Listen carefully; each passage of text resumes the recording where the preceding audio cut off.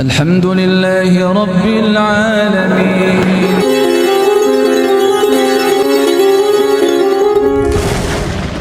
Setiap hari di dalam Islam berpeluang menjadi hari baik dan hari buruk, sehingga kita dituntunkan oleh Nabi untuk memohon kebaikan di hari itu dan berlindung kepada Allah dari keburukan hari itu.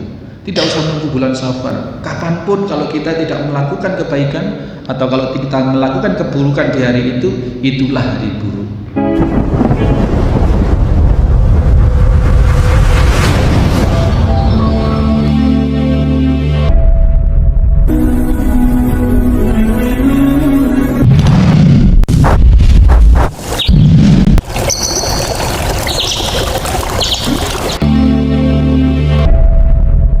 Bismillahirrahmanirrahim. Assalamualaikum warahmatullahi wabarakatuh. Innal hamdalillah nahmaduhu wa nasta'inuhu wa nastaghfiruh wa na'udzu billahi min shururi anfusina wa min sayyiati a'malina. May yahdihillahu fala mudhillalah wa may yudlil fala hadiyalah. Asyhadu an la ilaha illallah wahdahu la syarikalah. Asyhadu anna Muhammadan abduhu wa rasuluhu wa ba'd. Bapak-bapak, ibu-ibu, hadirin hadirat jamaah salat subuh Masjid At-Taqwa Uringin Anom Situbondo serta segenap mustami penyimak pemerhati kajian ini dimanapun berada, rahimani wa rahimakumullah. Alhamdulillah, kita masih Allah berikan kesempatan untuk mengisi setiap ruang kekosongan dalam jiwa kita dengan aktivitas ibadah. Kita berupaya tidak membiarkan secuil pun ruang kosong dalam diri kita ini kecuali berisi ibadah, sebagaimana amanat diciptakannya kita dan segenap jin oleh Allah hanyalah untuk beribadah. Wa ma khalaqtul jinna wal insa illa liya'budun.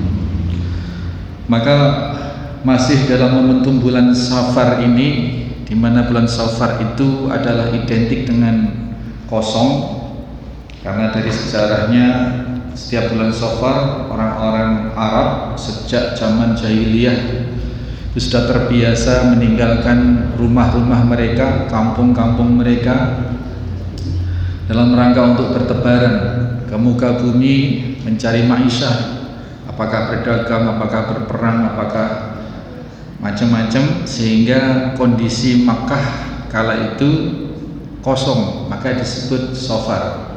Dan bulan-bulan ini memang juga bermakna Safar itu kuning karena tetumbuhan, karena musim kemarau, tetumbuhan daun-daunnya cenderung menguning. Nah, mudah-mudahan kita paham dengan kondisi ini sehingga kita tidak membiarkan jiwa kita kosong meskipun di bulan Safar. Lakukan kebaikan-kebaikan apapun, tidak terkungkung oleh mitos-mitos, tahayul-tahayul. Safar nggak boleh nikah, kalau kebelet gimana? Ya nikah. Safar nggak boleh bikin rumah misalnya. Loh, kalau sudah siap bahan-bahan, nunggu nanti setelah Safar, jangan-jangan keburu hujan, ya sudah lakukan. Tidak ada hari sial yang sebagaimana dan tidak ada hari istimewa apapun di dalam bulan Safar. Nanti di hari Rabu terakhir itu ada istilah Rabu Bekasan itu. Ya, sehingga itu diyakini sesuatu yang bernilai khusus sehingga dilakukan ritual-ritual khusus. Nah, itu tidak dibenarkan. Kebaikan-kebaikan, hari baik adalah hari di mana suatu hari itu kita lakukan kebaikan, itu hari baik. bahwa Jumat adalah Sayyidul Ayyam, iya, Sayyidul Ayyam. Tetapi selain hari Jumat tidak tertutup kemungkinan atau tidak tertutup peluang untuk kita bisa memperoleh kebaikan dari hari itu. Sehingga ajaran Nabi kita untuk doa-doa pagi itu, Rabbi as'aluka khairan ma fi hadzal yaum, dan itu setiap hari. Ya Rabb, berikanlah kami kebaikan di hari ini, wa khairan ma ba'daha wa khairan ma ba'dahu, dan kebaikan setelah hari ini. Itu zikir itu pagi itu dilakukan setiap pagi, tidak ada hari apapun dikecualikan. Artinya apa? Peluang untuk memperoleh kebaikan dalam suatu hari, kebaikan dalam status hari-hari itu di semua hari, di mana hari itu kita kerjakan kebaikan. Kalau sudah masuk petang, zikir petang itu Rabbi as'aluka khairam ma fi hadhil laila wa khairam ma ba'daha wa na'udzu billahi min syarri ma, dan hindarkanlah kami dari keburukan terhadap apa-apa yang akan terjadi di malam ini, wa syarri ma ba'daha, dan keburukan setelahnya. Demikian juga setiap hari di dalam Islam berpeluang menjadi hari baik dan hari buruk, sehingga kita dituntunkan oleh Nabi untuk memohon kebaikan di hari itu dan berlindung kepada Allah dari keburukan hari itu. Tidak usah nunggu bulan Safar, tidak usah nunggu setahun sekali untuk mendapat kemungkinan hari buruk. Kapanpun kalau kita tidak melakukan kebaikan atau kalau kita melakukan keburukan di hari itu, itulah hari buruk. Ini jadi perlu kita luruskan. Yang sudah berlaku gimana Ustaz? Ada ini, ada itu. Ya, yang sudah berlaku ya berlaku. Sebisa mungkin kita dalam melihat kemungkaran, kita ubah dengan tangan, dengan lisan, dan dengan hati. Dengan tangan kalau kita punya akses kekuasaan, dengan lisan kalau kita punya kapasitas untuk ngomong pada keluarga kita, kepada sanak saudara kita yang memungkinkan kita ngomong, pada para pemuka masyarakat, pemuka agama punya kapasitas untuk ngomong, dai, khotib, ngomong itu, jangan diam saja, jangan diam saja. Kemudian dengan hati melihat kemungkaran itu, kemudian dengan hati maknanya apa? Di hati tidak setuju dan tidak melibatkan diri dalam kemungkaran itu. Nah, dan itu selemah-lemah iman. Ini kita wanti-wanti betul. Itu selemah-lemah iman. Tetapi masih dalam kapasitas beriman. Kalau melihat kemungkaran itu tidak setuju dan tidak melibatkan diri dan tidak berbuat apa-apa. Ngomong ya enggak, terus mengubah dengan kebijakan juga enggak, dengan tangan, itu selemah-lemah iman. Pertanyaannya, kalau enggak setuju aja enggak, oh itu kan toleran. Terus yang lebih parah lagi, melibatkan diri dalam kemungkaran itu. Nah ini sudah statusnya sudah di bawah selemah-lemah iman. Apa namanya? Enggak beriman namanya. Na'udzubillah. Na'udzubillah. Jadi yang dilakukan adalah demi agar guyup, demi agar sama dengan orang-orang di sekitar, maka turut melakukan kemungkaran itu. Nah ini padahal tahu, padahal sebenarnya nggak setuju, tapi belum bisa menyegah diri di dalam untuk tidak melaksanakan kemungkaran. Ini Bapak Ibu sekalian, bulan-bulan rawan. Di antaranya adalah bulan Safar. Rawan apa? Rawan penyimpangan akidah di dalam bulan Safar ini. Maka kita perlu bekali diri kita masing-masing, keluarga kita, teman-teman kita, jamaah kita untuk paham hal ini sehingga bisa menghindarkan diri. Setidaknya kita sudah gugur kewajiban untuk menyampaikan itu. Sehingga kita nanti kalau ditanya di akhirat, ya Rob, sudah kami sampaikan hal yang demikian, insyaallah ta'ala. Baik Bapak Ibu sekalian, pagi ini kita berada di bagian akhir dari hadis yang sangat panjang, hadis ke-30, Babus Sabr, kitab Riyadhus Shalihin yang disusun oleh Al-Imam An-Nawawi rahimahullahu taala. Hadis nomor 30 ini dalam bab sabar dari awal sampai akhir syarat dengan penuh dengan adegan yang sedemikian mempermainkan adrenalin kita. Ini kalau disinetronkan Masya Allah. Dan semuanya mengandung pelajaran kesabaran dari awal sampai akhir, dimana diawali dengan satu kisah bahwa sebuah rezim kerajaan itu punya penasihat spiritual namanya tukang sihir. Nah, ini backing spiritualnya itu, padahal raja ini mengaku Tuhan tapi masih butuh backing spiritual, yakni tukang sihir. Suatu hari sihir ini sudah merasa tua dan merasa butuh regenerasi, kemudian minta pada sang raja untuk agar dihadirkan murid dari kalangan anak muda. Lalu dibukalah seleksi pendaftaran begitu kurang lebih. Kemudian terjaring satu nama, yang nama ini dikenal cakap dan dikenal pintar. Kemudian diterima dia sebagai murid, ya, disekolahin secara khusus begitu. Setiap hari dia harus berangkat ke tempat belajar sihir ini untuk menyerap ilmu, mendapatkan KBM, ya, kegiatan belajar mengajar sihir. Nah, tetapi di jalannya melalui rumah seorang ahli ibadah, pendeta rohib, dan rohib ini mengadakan kajian-kajian. Dia tertarik, kemudian sebelum nyampe ke tempat orang sihir ini dia ikut ngaji. Pulangnya juga dari belajar sihir, pulang ke rumah ikut ngaji, sehingga datang ke tempat sihir ini telat karena ikut ngaji, dan pulang ke rumah juga telat karena masih ikut ngaji. Nah, kemudian ketika telat itu oleh tukang sihir dipukul, kalau datang telat dikasih punishment atau hukuman, dipukul.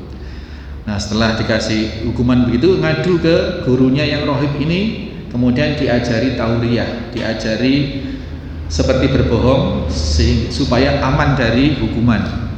Kalau datang telat ke tukang sihir, suruh bilang masih ada urusan, tadi ada urusan dengan keluarga. Kalau kemudian pulangnya telat gitu, diomeli sama keluarga, suruh bilang tadi ada urusan dengan tukang sihir begitu. Benar yang diomongkan, tidak menyebutkan di jalan itu masih ada urusan ngaji. Kemudian alhasil pemuda ini punya dua guru yang ilmunya bertolak belakang. Satu mengajarkan kesyirikan, sihir, satu mengajarkan tauhid. Kemudian dia berada dalam persimpangan batin, ikut yang mana ini, yang mana yang benar. Suatu hari ada momen sangat strategis untuk menentukan apakah rohib gurunya yang benar ilmunya, apakah tukang sihir. Maka dia berbicara kepada Allah, ya Allah, hari ini aku akan mengetahui mana guru saya yang sebenarnya harus saya ikuti. Maka kalau memang ilmunya rohib, ilmu tauhid itu yang kau cintai, maka bunuhlah binatang yang menghalangi orang-orang di jalan ini. Lalu diambillah batu, dilemparkan, kemudian binatang melata atau dabbah itu mati. Maka dia menentukan sikap bahwa ternyata guru tauhid itulah yang lebih Allah ridhoi, lebih Allah cintai, dan itu yang benar. Maka dia memutuskan untuk bertauhid. Nah, kemudian dengan bertauhid itu dia diberikan karomah oleh Allah Subhanahu wa taala. Berupa apa? Doa-doanya dikabulkan. Ada dua dalam kisah ini, Pak. Sebenarnya kalau kita mau kembangkan sedikit, ada juga pihak lain di zaman Nabi Musa alaihissalam, ada seorang yang punya karomah sangat besar, tetapi berujung tragis. Namanya Bal'am. Bal'am itu seseorang ulama yang diberi keistimewaan oleh Allah, semua doa-doanya dikabulkan. Bal'am itu. Nah, kalau ini pemuda ini diberi karomah oleh Allah di mana doa-doanya dikabulkan tetapi berakhir dengan manis, berakhir dengan husnul khotimah. Kalau Bal'am di zaman Nabi Musa itu berakhir dengan su'ul khotimah.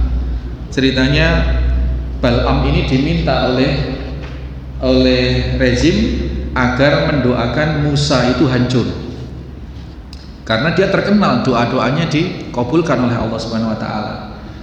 Tadinya tidak mau karena diiming-iming oleh hadiah-hadiah yang besar, maka Bal'am mengiyakan, berdoa untuk kehancuran Nabi Musa alaihi salatu wassalam.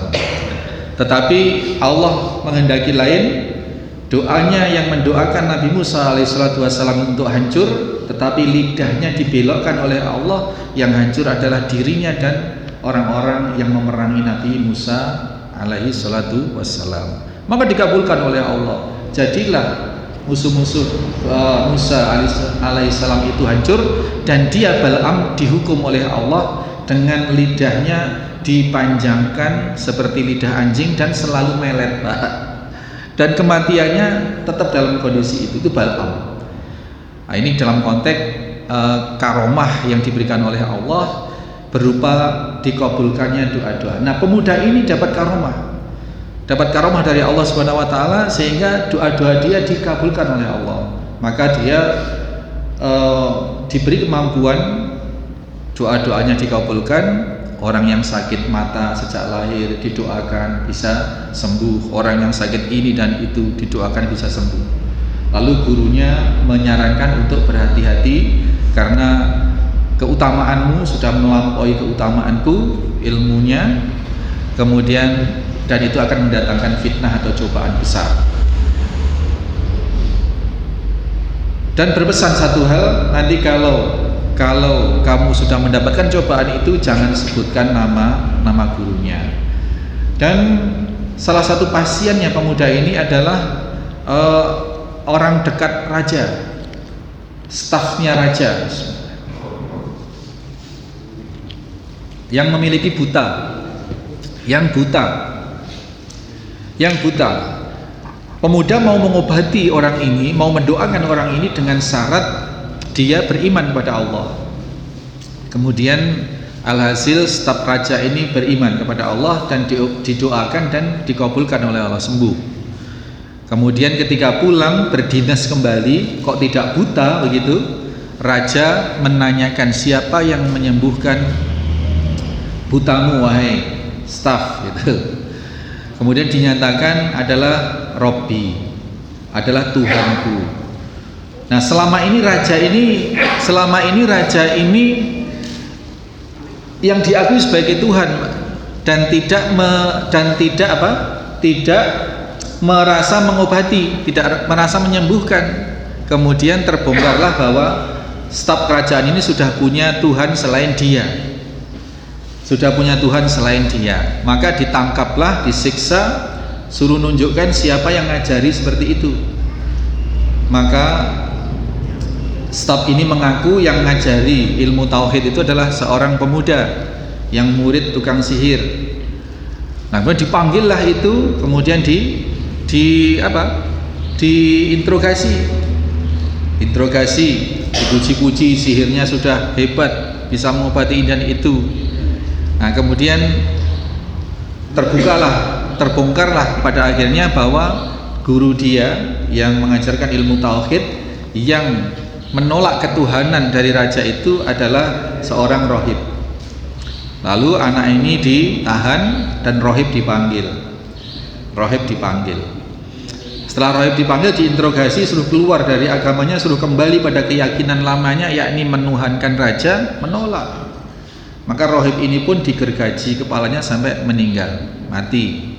Lalu staf raja yang ada di penjara itu, yang dalam tahanan, dikeluarkan, diminta juga untuk meninggalkan keyakinannya baru, untuk kembali kepada keyakinan yang lama, menuhankan raja, dan menolak dan dibunuh juga. Nah, si pemuda ini juga demikian, tapi cara membunuhnya berbeda. Pemuda ini dimintakanlah punggawa-punggawa kerajaan, tentara kerajaan untuk dibawa ke atas bukit. Tawari di sana, kalau mau kembali kepada agama lama menyembah raja, menuhankan raja, maka selamat dia. Kalau nggak mau, lemparkan dia dari atas bukit, sehingga atas gunung, sehingga dia mati. Ternyata pemuda dibawa ke sana, ditawari, tetap menolak, kemudian siap dilemparkan dari atas gunung, dan dia bermunajat kepada Allah, Allahumma kfinihim bima syi'ta, ya Rob, hindarkanlah aku dari kejahatan mereka dengan caramu. Maka yang terjadi, gunung itu bergoyang, berguncang entah berapa skala Richter begitu, yang pasti para prajurit itu terlempar dan jatuh mati semua. Pemuda kembali ke raja untuk menyatakan, untuk memperlihatkan bahwa dirinya selamat. Lalu ditanya, apa yang kau lakukan dengan para pengikut-pengikut yang mengikuti kamu tadi?